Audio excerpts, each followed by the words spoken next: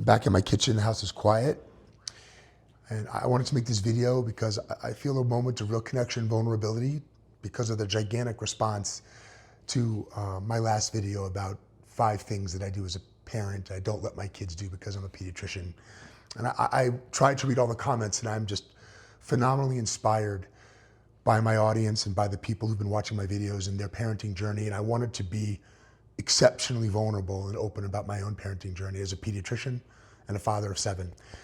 I'm not proud, and I'm often ashamed of the parent that I was for a very long time. Even more so because I'm a pediatrician and people come to me for advice and guidance. I was blind to many of my wounds and how they would drive my behavior. I was often reactive and angry, and I blamed everyone else around me. And my oldest children definitely suffered the most. And it took a very long time, but I finally started to be able to see how my wounds were often triggered by my kids' normal but unique personalities and behavior.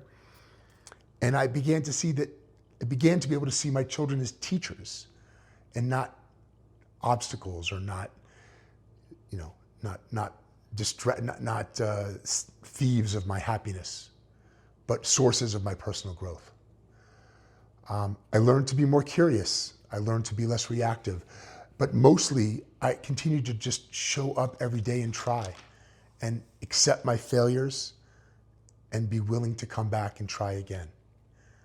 I told my audience many times, I apologize to my kids a lot at age 55, and my children being from age 29 now to age 15.